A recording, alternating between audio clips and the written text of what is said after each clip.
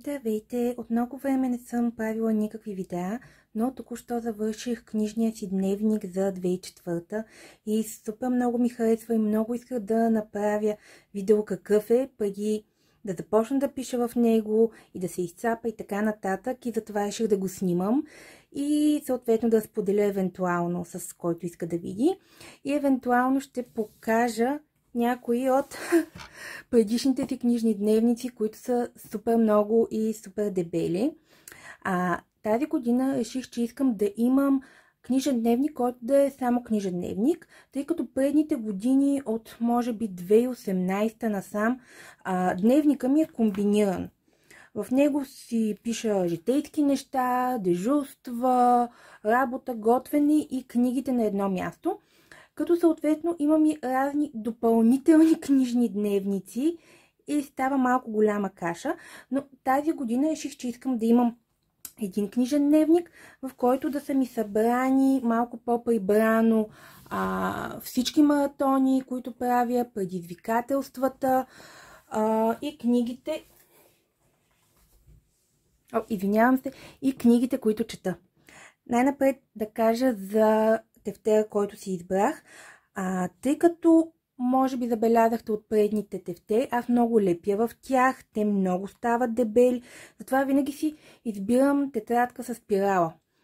Няколко години подред използвах тетрадките от Lidl, но тази година реших, че най-накрая искам да пробвам тетрадка на малки квадратчета, с които по-лесно може да се чертае, и си харесах от Victoria Journals, които ми излязоха много ефтино, защото имаше промоция. На практика тази тетрадка ми излезе 5 лева и съм супер доволна. Така, и да започваме с самия тефтер. Тук няма нищо интересно. Започвам с редовното ми дневно спестовно предизвикателство, което го правя абсолютно всяка година. Както виждате тук едни колони цифри, това са на практика дените от годината. Идеята е, че за всеки ден от годината пускате някаква сума, я заделяте настрани. Като казах настрани, малко да си центрирам тефтера. Да. Може да бъде отговаряща на бройката на деня, може да бъде по-голяма, по-малка, може да бъде по една стотинка. В случая аз умножавам всяко число по 0,05 и тази съответната сума я заделям настрани. Сумите са малки, но в крайна сметка нещата се събират. Този път си го направих с календарчета, отделни за всеки месец, съответно всеки ден си го отбелязвам. Тези календарчета са на Смелирад. Много са весели, идват много хубаво опаковани, който работи на бюро, може да си ги постави на такава поставчета. Аз поръчах едно-две за подарък и в крайна сметка и едно за себе си, което, тъй като не работя на бюро, но затова пък всеки ден си ползвам дневника, реших, че мога да го направя така. Трябва да ги залепя малко по-добре. Когато свършваме дните от годината, започва моето книжно-спестовно предизвикателство, където си записвам всички книги, които съм прочела през годината, цената им, количната им цена, независимо дали съм ги взела на промоция или не. И в началото беше 20%, после 50%. Сега гледам да отделям настрани 100% от сумата. Един вид си плащам, за да чета. Тук долу е цветния код, който съм си планувала за сега. Идеята ми е заглавието от януари да пиша в един цвят, февруари в друг цвят, така че щом отгърна да мога да видя кои книги кой месец са четени. Тези цветове не ми харесват особено, мога да реша да ги сменя. Идеята е да има някакъв контраст между месеците. Следващото е книжната библиотека. Обикновено си принтирам тези неща, като в случая използвах картинката, която беше предоставена от деня на четенето, който беше в края на 2003 година. Някои хора си пишат заглавията, аз отцветявам само корицата в съответния цвят. Тази година червено ще е фентази, синьо научна фантастика, зелено криминален, розово романтика. Под жълто са събрани всички съвременни романи. Оранжевото е приключенски, лилавото е комикс и кафявото е нехудожествена. Някои книги не са точно в тези категории, други са между и това винаги малко ме тормози, но това са достатъчно светове за прочетени жанрове. Сега следва моето околосветско предизвикателство. То не е в рамките на една година, аз го започнах в началото на 22-та, т.е. това вече ще е третата година, която го правя. Целта ми е да прочета по един автор от всяка страна на света, като в червено съм отбелязала страните, които вече съм прочела съответен автор от тях. Всъщност съм доста доволна от напредъка си и до края на годината се надявам да добавя и Албания. Имах някои добри попадения от тези по-неизвестните страни, като може би любимото ми беше от Барбадос, където авторката се казваше Карен Лорд и книжката беше Redemption in Indigo, което беше малко така фолклорно, малко фентази, божества. Беше много приятно. Даже си представих как ако някой не друг автор, но ако някое друго издателство го беше взело, щях сигурно да я накара да стане голяма трилогия, като повечето Янг Адълт поредици сега. Остават ми още все пак доста страни и се надявам през 2004 да напредна. Така. Тук съм решила да си пиша страните, които ще посетя един вид с книги през 2004 година. Докато другото предизвикателство е автори, които са родени в тази страна, тук просто ще си пиша страните, които са посетени. Например, авторът може да бъде примерно от Щатите, но да пише за Швейцария. Както мисля, че беше в случая с санаториумът на Сара Пиърс. Тук ще си отбележа, че един вид съм посетила Швейцария. Следващата страничка тук е моето въздържателско предизвикателство. Тоест тук в началото на всяка година, по принцип през цялата година, но повече действа в началото, се опитвам да се въздържам да си купувам нови книги. Както тук съм си отбелязала поредни дни без купена книга. И просто зачерквам дните. Имам естествено някои изключения. Ако книгата е подарена, не се брои. В случая не броя, ако съм решила да купя книги за Коко, това е сина ми, но ако наистина са детски книжки, не да взема примерно нещо на ново на Рик Риърдън и да кажа след 12 години това много ще му хареса. Т.е. наистина детски книжки, тях няма да ги броя, че съм нарушила условията на предизвикателството. Също така, ако слушам книги от Storytel, от библиотека, някакви такива, те също не се броят за нарушаване. Надявам се да издържа без покупка поне до 2 февруари. Значи колкото по-дълго, толкова по-добре.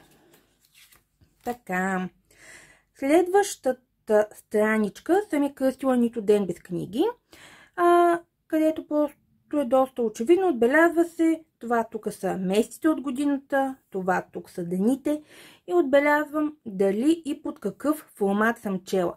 Дали на хартия, дали електронно, дали аудио. Като предните години винаги хартията е била водеща, но очаквам през 2004 електроните и аудиото да са водещи, просто защото не ми остава време да взема книжна хартия в ръце и правя комбинации между тях. Следващата страничка е озаглавена бързо и кратко език, т.е. на какъв език съм чела или слушала книгата, като опциите са български или английски. Планът ми е просто да попълвам парченцата от пъзела и най-накрая просто визуално да се види кое преобладава. Следващата страничка са съответно количество и качество. Като количеството, т.е. бройката прочетени книги, е един вид моето предизвикателство в Goodreads. Там съм си поставила за цел 70 книги, просто тук се събраха 77 на страничката и реших, че няма смисъл да не напиша още един ред.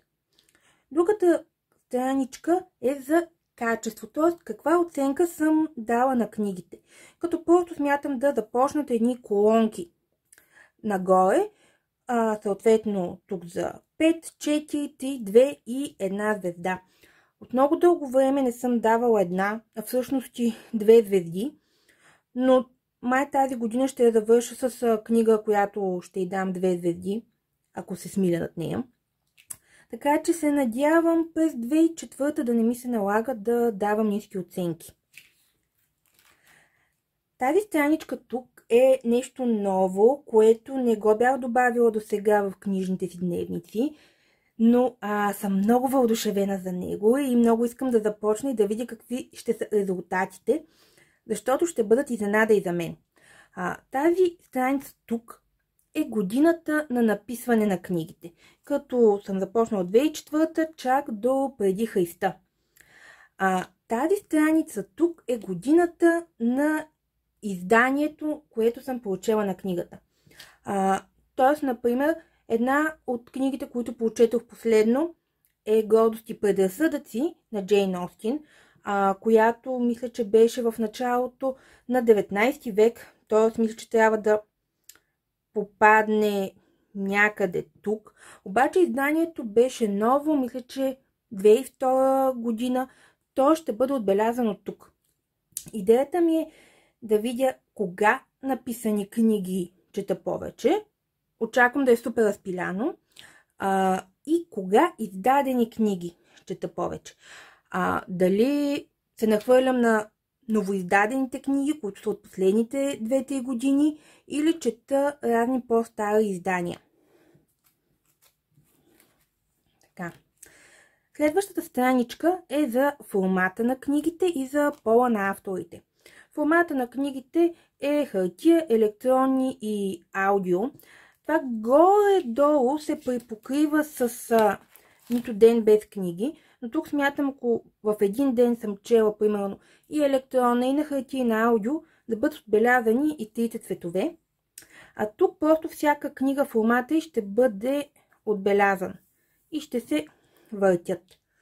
Тук е страничката за пол на автора, като имаме жени, имаме мъже, имаме и други, като тук слагам, ако примерно е било колектив, ако е бил сборник с разкази, ако е било съавторство, където са били мъж и жена, да речем Джей Кристоф и Еми Кауфман, когато пишат трилогията за Аврора. Ако са примерно двама мъже, като авторите на Астерикс, тях си ги отбелязвам директно където са мъже. Ако примерно автора не се идентифицира конкретно с даден пол, бил го сложила тук, ако си го е отбелязал конкретно, примерно в Goodreads. Не се вземам толкова да търся предпочитанията на авторите. Ако си го отбелязал в Goodreads, бил го отбелязала долу. Следващата страничка, тази много ми хареса как се получи с совичките. Това тук е книгоразделителя от читателски клуб Аксаково, който беше станал много смачкан от употреба и реших, за да го запазя, да го сложа тук в дневника си. Това са нови любимци и стари познайници. Тоест, какви автори съм чела през годината? Нови за мен, които тепърва откривам, или стари, които вече знам, че ги обичам и продължавам да ги чета. Идеята ми е да започна тук да попълвам новите автори, така, а от тук да започна тези, които вече познавам и в обратната посока и да се срещнат по средата. Исках да бъде малко по-различно като формат. Не съм сигурна дали това е добра идея. Ще видим как ще се работи през годината. Тази страничка си личи, че вече не ми се занимавало много да работя по нея. Това е TBR, т.е. To Be Read прогреса ми. Тук отново ще катеря колонки нагоре, какви книги съм прочела, като мога да избира между хартиени, които съм закупила след 24-та, т.е. през 24-та, хартияни, които съм купила от преди 24-та и електронни, аудио, библиотечни и други книги.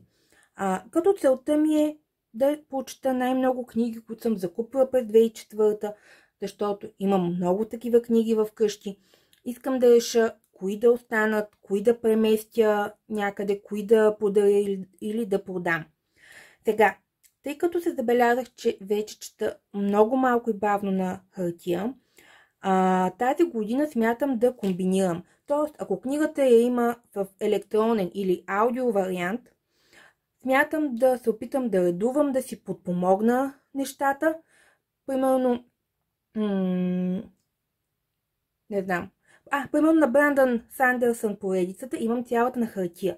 Тя има обаче и в аудио вариант на Storytel. Ако комбинирам нещата, ще си ги боя в зелената колонка, която е закупени от преди 24-та, въпреки че съм си помогнала и с аудиото. Сега, тази страничка тук е за ревютата ми в Goodreads. Последната година почти не съм писала ревюта, защото не ми оставаше време да напиша тези хубави, дълги, пространствени ревюта, които си пишах на блога, да ги форматирам, да сложа линкове и така нататък. Но установих, че много ми липсва все пак да пиша някакви ревюта.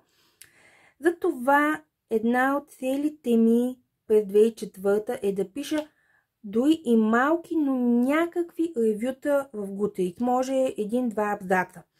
Даже откакто си направих това предизвикателство, написах няколко такива ревюта, така че старата ми вече няма да е на 317, а мисля, че на 320. Как ще ги отбелязвам, тъй като може би не си личи както е този формат с китовете, които между другото си чакаха реда от може би 5 години, получих ги от някоя книжна кутия. И сега, когато открих ето тези книжни китчета и нарвалчета, реших да ги използвам. Това, което правя при подобни проследявания, просто една лента да се вие между илюстрациите и да съм отбелязала от колко започвам, в случая може би 320, може би повече, и да отбелязвам как напредвам. Така, опа. Следващата страничка е книга на годината. Това е нещо, за което много се чудех дали да го правя. Виждам го от известно време в различни книжни дневници. Обикновено е направен с кориците на книгите, изглежда много готино и много красиво. Реших, че няма да ми стигне мястото за да го направя с корици. И в крайна сметка го направих по много странен начин, който мисля, че е различен от този, който виждам у повечето хора. Общо взето, започваме с месеците по тройки. Януари, февруари, март. Като от любимите книги от януари и февруари има един победител и от февруари и март втори. Тоест книгата за февруари или книгата, която се пада по средата, получава втори шанс. Между тези двете книги има един победител, който се сблъсква с победителя от втората тройка. Втората половина на годината е по същия начин. Накрая тези две книги и накрая има един голям победител, на който ще му сложа тук картинка. Любопитно ми е дали ще има съвпадение между това, което излиза като победител от този двубой и това, което накрая субективно чувствам, че е любимата ми книга на годината. Във всеки случай, много ми харесва как стана тази страница, въпреки че е малко чертана на ръка. Тези илюстрации тук са от флая от една изложба. Художникът се казваше Лулу в Морското казино и от много време чаках да ги използвам по някакъв начин.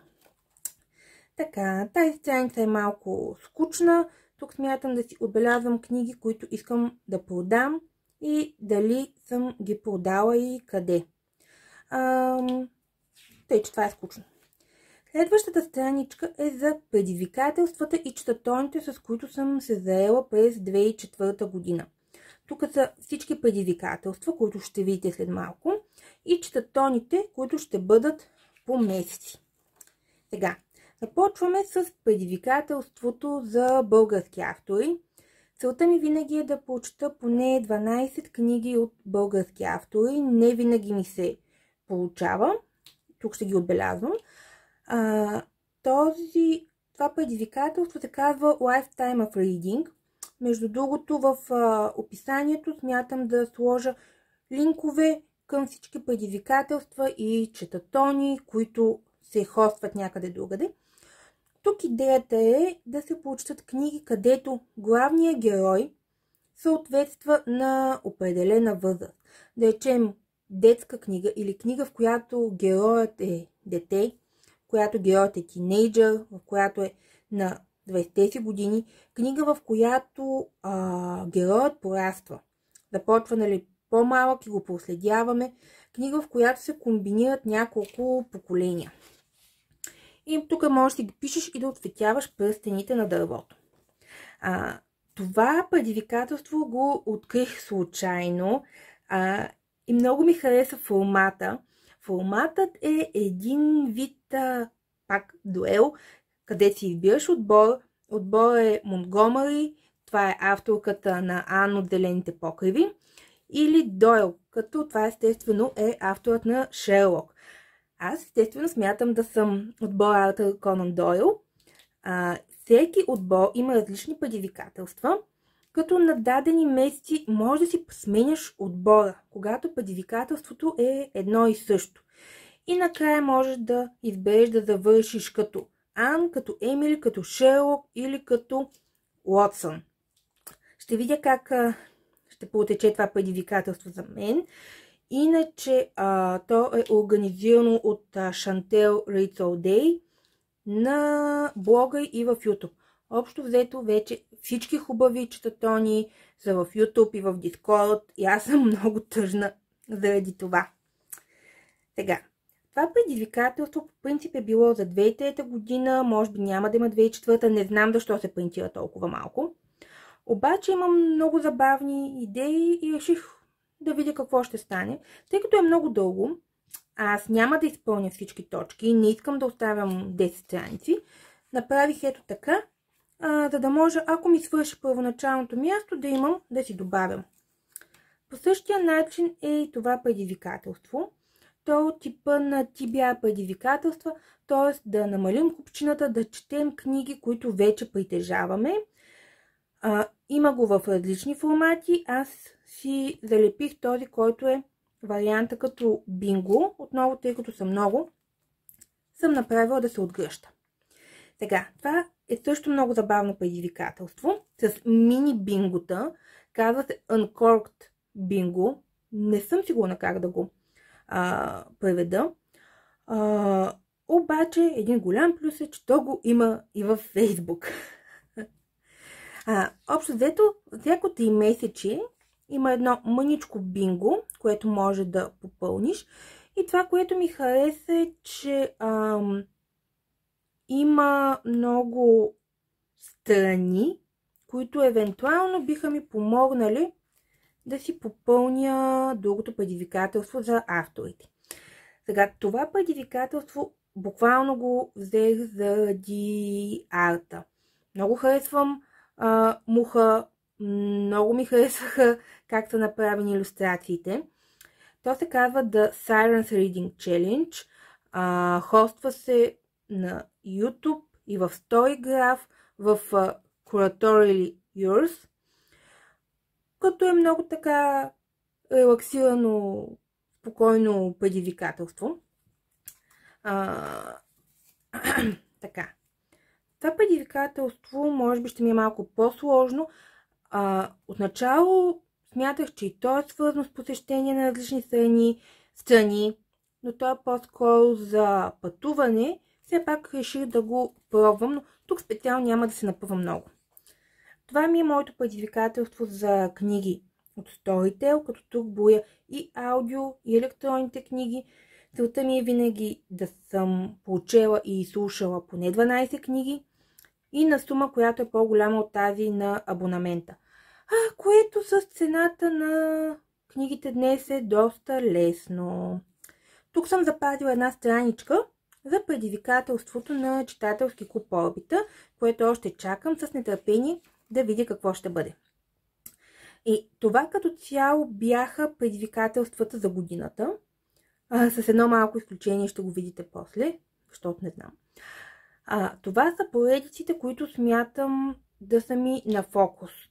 Аз съм започнала супер много поредици, обаче искам да напредна или евентуално да завърша някой тази година. Да речем, миналата година такава беше поредицата на Мариса Майерс за Лунните хроники и на Е.Ф. Кланг за Войната на маковете. В случая съм ти отбелязала за сега Аврора на Еми Кауфман и Джей Кристоф, остава ми само последната книга. На Карен Мари Монинг от супер много време държа поредицата Треска с супер странно преведените заглавия на български, като целта ми е да прочета поне 5 книги, които излязаха на български, въпреки че има още някакви. И миналата година четох, много се зарибих по Главен инспектор Арман Гамаш на Луис Пени. Прочетох 11 книги от поредицата. Не ми е целта да прочета всички останали, но искам да продължа да ги чета, за да не загубя темпото по тях. Така. И стигаме вече до месец януари. Тук не ми се занимаваш, къде че една просто страничка. Сега, тук съм ти оставила една страничка за постове и за ревюта, като отбелязвам идеи, отбелязвам с F дали е в Facebook, с G дали е в Goodreads поста. И преди имах и B, което значи блога, че е в блога ми. Това е един от четатоните, който ще бъде през януари. Супер готин и забавен четатон в YouTube и в Discord от Леандра да TBR Zero. Тя е направила няколко различни варианта и аз смятам да използвам по един от тях и през другите месеци от годината, защото са супер готини и ми беше много трудно да избера с кой да се заема. В крайна сметка си харесах този, защото ми се стори най-лесен. Или така лек и интересен, да го кажем. Идеята е, че започваш с дадена книга и тя трябва да има някаква връзка с следващата. Да речем, планувам да започна годината с ново издание на Магиосни като Тос от Лиман Франк Баум. Да речем, следващата книга може да бъде с зелена корица, може да бъде с малко момиче за главен герой, може да бъде илюстрована, просто да има някаква връзка. И следващата връзка може да бъде нещо съвсем различно. Тъй като тук ще пиша заглавията, тук съм решила да си отбелязвам само прогреса. Тук ще си отбелязвам книгите за януари като имена и като прогрес. После ще ви покажа как го правя до сега. И следва още едно предизвикателство, което много късно го открих, за което не съм сигурна дали е месечно, дали е годишно, обаче много ми хареса и реших да участвам и в него. То се казва Adventure-Raton, т.е. като приключенски четатон, и го има в YouTube и в Discord и в Storygraph. Аз се включвам малко късно, то е било през цялата минала година, когато участниците един вид са изграждали своите герои. Представете си една RPG игра, къде си избираш дали да си воин, дали да си магиосник и така нататък. Те са правили героите си през 2003 и сега започват пътешествието през 2004. Но дори да нямаш все още герой, спокойно можеш да се включиш. Има карта, има места, които да се посетят. Не е задължително всички, не е задължително в определен ред. Единствено трябва да се започне с първото място, което се стартира, и последното. Това е единственото, което е нужно. Отново казвам, всички предизвикателства ще имат линкове долу. Сега няма да ги обяснявам, те не са мои. Ако някой му е интересно, ще може да ги види. И за сега това е книжният ми дневник за 2004. След малко ще ви покажа малко от старите си дневници, за да кажа още планове, които имам за 2004. Както казах, тъй като обикновено дневниците ми са били винаги по всичкология. Това налагаше да имам равни други тефтери, които да си напиша останалите неща. Последно време използвах този читателски дневник, за да пиша за самите книги. Него ще ви го покажа след малко, когато говорим за ревюта. Този тефтер тук е тефтера ми за поредици. Като тук просто съм написала всички поредици, които изобщо някога съм започнала. Като не се задължавам по някакъв начин да ги завърша, но просто си следя докъде съм напреднала с тях. Както виждате, има много поредици, които съм започнала до някаква степен. Тук си ги пиша и най-отзад на гърба имам нещо като съдържание. Като когато закръгля някоя поредица, значи съм я приключила. В началото на миналата година си преписах този тефтер, тъй като предния ми беше умалял. Затова за сега няма много отбелязани завършни поредици. И това е тетрадката ми с покупки, която я водя от доста дълго време. От преди... От много време, в смисъл поне 4-5 години може да бъде. Тук си описвам всички книги, които съм си купила и закръглям, когато съм ги получила. Както виждате, съотношението прочетени и купени книги не е много добро и затова, както казах, трябва наистина да наблегна на книгите, които вече имам. Това, което исках да покажа друго е как всъщност си пиша книгите, които са за месеца и как ще бъде подредена тази страница. Ето, например, това са ноемврийските книги за 2003. Така че пиша името на книгата, начало, край, прогрес. Това са по 10% си отбелязвам, когато са прочетени, оценка и някаква бележка. Ако книгата е отишла в следващия месец, като например ето тази книга, го отцветявам в различен цвят, за да си личи това е било синичкото през ноември, това червеното вече е било през декември. Другото нещо, което се чудя за новия си дневник е дали и как ще пиша ревюта вътре. Всъщност в тези тефтери никога не съм писала цяло ревю. Тъй като казах, че всичко ми е разделено общо взето. Известно време си писах в този читателски дневник ревюта, по-точно бележки. Това е читателския дневник на Веселина Пройчева, който е много готин, но както видяхте, аз имам много разнообразни неща и не ми върши напълно работа. Сега ще покажа какво правих в него. Това е да речем страничката за първия том на Дюн. Става дума за първите томчета на Галактика. Тук си пишех бележки, които след това да ги направя в ревю. Пишех си въпроси, с които си подпомогна. И аз не съм по цитатите, тъй като този тефтер те кара да пишеш цитати. Тук все пак съм отбелязала. Това беше когато Дуклито Атеицки просто беше възкликнал. Те се опитаха да убият сина ми. Това ми беше супер емоционално. Пък, примерно, когато книгата ще е за читателски клуб, тогава си пиша само въпросите, които ще обсъждаме. Защото след това по тях може да си направя ревю. Това тук е за дългия път към една малка ядосна планета на Беки Чеймбърс. Когато не ми бяха в такъв читателски дневник, също никога не съм писала цяло ревю. Ето, например, това е доста старо, това е на Задърж звездите още миг. Отново тук са само въпросите, които аз като си отговоря на тях, си правех. И накрая исках да споделя просто още някои странички, обсъждахме в старите ми тефтери. Сега, например, това е попълненото мини ревю предизвикателство. Попълно изглежда нещо особено, но ще видя как сумите, които съм отбелязала в него. Това тук са заглавията на книгите, сумата, която съм отделила за спестяване. от тях.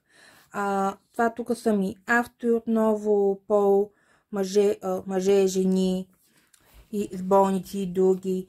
Това ми е въздържателското предизвикателство. Това са статистики, но за по друг начин направих си ги по-разширени в новия тефтер. Това е читателски клуб Орбита. Това са други читателски клубове и предизвикателства. Ето тук, например, е една страничка за юни, както видяхте януари от предния път. Тъй като казах, че страничките ми бяха, т.е. тефтерите ми бяха комбинирани, житейски и книжни, тук съм правила какво смятам да готвя, това тук са ми дежурствата, това тук е чистене и така. Общо взето това исках да ви покажа и най-вече да ви покажа новия си тефтер, защото супер много го обичам и нямам търпение да започна да чета и да пиша в него през 2004. Ако и вие си водите под някаква форма книжен читателски дневник, много ще се радвам да разкажете и да споделите снимки, защото това е нещо, което много обичам. Много ми е любопитно да гледам как го правят другите хора. Гледам блогове, гледам клипчета в YouTube, как красиво си правят хората нещата, черпя за това идеи и много искам да видя още такива неща. Така че ако имате читателски дневници, независимо обикновени или на обикновена тетрадка или по някакъв друг по-специален начин, много ще се радвам да ми разкажете за тях. Благодаря ви и много хубава, изпълна читателска 2004 година.